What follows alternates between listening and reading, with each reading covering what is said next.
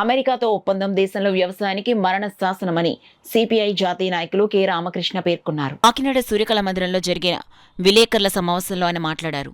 అమెరికాతో వాణిజ్య ఒప్పందం పేరుతో రైతులకు మోదీ సర్కారు తీవ్ర ద్రోహం తలపెడుతోందని ఆరోపించారు.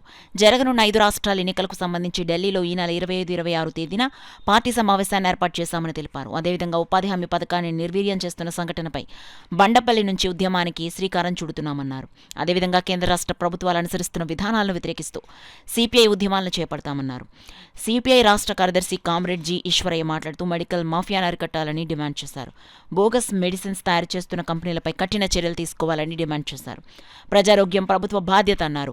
సామాన్య ప్రజలకు విద్య, వైద్యం ప్రాణవాయువు లాంటివి అన్నారు.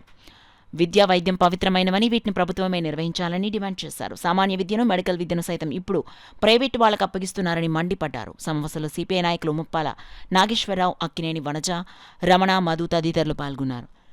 లడ్డూలో కల్తీ జరిగిందని, అందులో విపరీతమైనటువంటి పంది కొవ్వు, జంతువుల కొవ్వు కలిసిందని ఒకరంటే, లేదు బాత్రూమ్లు క్లీన్ చేసుకునేటువంటి హార్పిక్ కలిపారని మరొకరంటే, ఇవన్నీ కాదు పూర్తి స్థాయిలో ఈ లడ్డు అనేటువంటి దాన్నే ఆదాయం కోసం కల్తీ చేశారని చెప్పి మరొక వైపున మాట్లాడుతూ ఉన్నాను. ఈ లడ్డు చుట్టూ దాదాపు మన బుడమేరులో వరదలు వచ్చినటువంటి సందర్భం నుంచి ఇది మొదలైంది. అంటే బుడమేరు వరదల నివారణకు సంబంధించినటువంటి చర్యలు తీసుకోవాల్సినటువంటి ప్రభుత్వాలు వాటి వైపున కాకుండా ప్రజల యొక్క మనోభావాలతో ఆడుకోవడానికి కావాల్సినటువంటి ప్రయత్నం ఈరోజు రాష్ట్రంలో కొనసాగుతోంది. నిజంగానే లడ్డూలో కల్తీ జరిగి ఉంటే ప్రభుత్వం అధికారంలో ఉంది, 164 సీట్లు మీ చేతిలో ఉన్నాయి, మొత్తం అన్ని వ్యవస్థలు కూడా మీ చేతిలో కేంద్రీకృతమై ఉన్నాయి. అలాంటి సందర్భంలో విచారణ చేపట్టి మీరేసినటువంటి సిట్టు నివేదికలో కానీ, లేదా సుప్రీంకోర్టు ఇచ్చినటువంటి డైరెక్షన్ కానీ, లేదు సిబిఐలో కానీ ఎక్కడైనా అది ఎల్లడై ఉంటే దానికి బాధ్యులైనటువంటి దోషులను కఠినంగా శిక్షించమని చెప్పే భారత కమ్యూనిస్ట్ పార్టీ సిపిఐగా మేము చెప్తా ఉన్నాం. అలాంటిది ఏమీ బయటికి రాకపోతే, ఏ ల్యాబులో కూడా నిర్ధారణ కాకపోతే, నిర్ధారణ అయినటువంటి సైంటిఫికల్గా ల్యాబులో నుండి రానప్పుడు మీరు ఒకవైపున హిందువుల మనోభావాలు దెబ్బతిన్నాయని చెబుతూనే హిందువుల మనోభావాలన్నిటిని కూడా మీరే పాలక వర్గాలుగా దెబ్బతీస్తూ ఉన్నారు. అంటే లడ్డూను మీ రాజకీయ ప్రయోజనాల కోసం ఎట్లా కావాలంటే అట్లా వాడుకొని భక్తుల యొక్క మనోభావాలను దెబ్బతీస్తూ ఉన్నారు. దీన్ని భారత కమ్యూనిస్ట్ పార్టీ సిపిఐగా ఏ రాజకీయ పార్టీ ఇలా చేసినా కూడా, అది టీడీపీ కావచ్చు, వైసీపీ కావచ్చు, లేదా జనసేన కావచ్చు, బీజేపీ కావచ్చు, ఎవరు చేసినా కూడా ఇది తప్పేనని చెప్పి భారత కమ్యూనిస్ట్ పార్టీ సిపిఐగా మేము భావిస్తూ ఉన్నాం. కాబట్టి చంద్రబాబు నాయుడు గారు లాంటి ఒక విజనరీగా ఉన్నటువంటి నేత ఇన్ని రకాల అవకాశాలు పెట్టుకొని దానిపైన పూర్తి స్థాయిలో సమాచారాన్ని తీసుకొని శిక్షించకుండా ఆయన ఈ పద్ధతిలో మాట్లాడి, పైగా కూటమి మీటింగులో ఆయన డైరెక్ట్గా ప్రకటిస్తూ ఉన్నారు. ఏమండి మాధవ్ గారు మీరు ఊరుకున్నారు, ఏమండి పవన్ కళ్యాణ్ గారు మీరు గట్టిగా మాట్లాడడం లేదు, ఏమి హిందూ ధర్మ పరిరక్షణ కోసం ఈరోజు మీరు మాట్లాడాల్సినటువంటి అవసరం ఉంది అని చెప్పి సాక్షాత్తు 45 సంవత్సరాల రాజకీయ జీవితం ఉన్నటువంటి, పాలనా రంగంలో అనుభవం ఉన్నటువంటి చంద్రబాబు నాయుడు గారు మాట్లాడడం ఏమాత్రం కూడా సమర్థనీయం కాదని చెప్పి మేము ప్రజల పక్షాన విజ్ఞప్తి చేస్తూ ఉన్నాం. ఈ సమాజం ఐక్యత ఉండాలి, లౌకిక భావాలు ఉండాలి, ఇతర యొక్క మతాల యొక్క ఔన్నత్యాన్ని గౌరవించేటువంటి స్థితిలో ఉండాలి.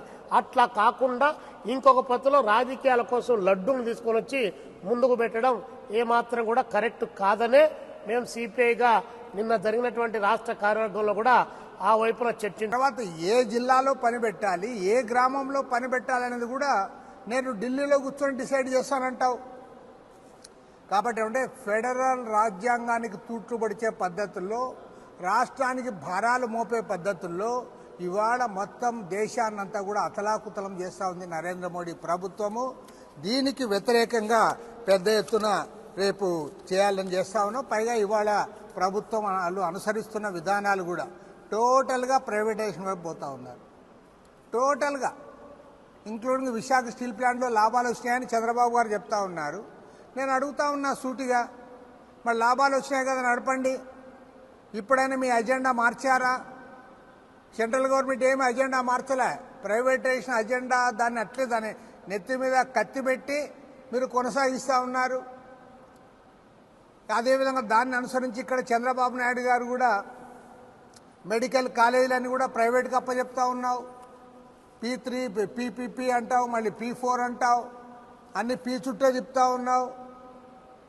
ఇది కనీస ఇంగిత జ్ఞానం ఉన్న వాళ్ళైనా ఆలోచించగలరు. దీనికి ఏం పెద్ద కష్టంలే. అసలు మెడికల్ కాలేజీలకి పర్మిషను గవర్నమెంట్కే తెచ్చా, దానికి ల్యాండు గవర్నమెంటే ఇచ్చింది, బిల్డింగ్లు కూడా గవర్నమెంటే కట్టింది.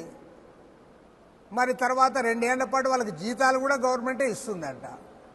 కానీ మేనేజ్మెంట్ మాత్రం వేరే వాడిని తెచ్చి కూర్చోబెట్టి రే నువ్వు దోచుకో, వసూలు చేసుకో.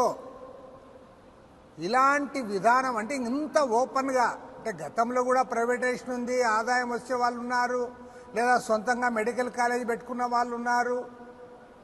కానీ మన రాష్ట్రంలో జరిగినట్లుగా భారతదేశంలో కాదు, నాకు తెలిసినంత వరకు ప్రపంచంలోనే ఏ దేశంలో కూడా ఇట్లా జరగదు, ప్రపంచంలోనే. ఎందుకంటే గవర్నమెంటే లైసెన్స్ తెచ్చి, గవర్నమెంటే భూములు ఇచ్చి, గవర్నమెంటే బిల్డింగ్లు కట్టి డబ్బులు మాత్రం నీవు వసూలు చేసుకోమని చెప్పి వేరే వాడిని తెచ్చి కూర్చోబెడతా ఉందంటే ఇంతకంటే ఘోరమైన విషయం ఇంకొకటి లేదు. కాబట్టి ఇవాళ దేశం అత్యంత ప్రమాదకరమైన పరిస్థితుల్లో ఉంది. దేశవ్యాప్తంగా కూడా ఇవాళ ప్రజల మధ్య చీలిక తెచ్చి మత ఉన్మాదాన్ని రెచ్చగొట్టి తద్వారా ఇవాళ దేశాన్ని వారు నడపాలని ప్రయత్నం చేస్తూ ఉన్నారు. కాబట్టి వీటన్నిటిపైన కూడా చర్చించి రేపు 5 రాష్ట్రాల్లో అసెంబ్లీ ఎన్నికలు కూడా జరుగుతూ ఉన్నాయి. కేరళ, తమిళనాడు, అదేవిధంగా వెస్ట్ బెంగాల్, అస్సాం, పాండిచ్చేరి ఈ రాష్ట్రాల్లో అసెంబ్లీ ఎన్నికలు కూడా జరుగుతూ ఉన్నాయి.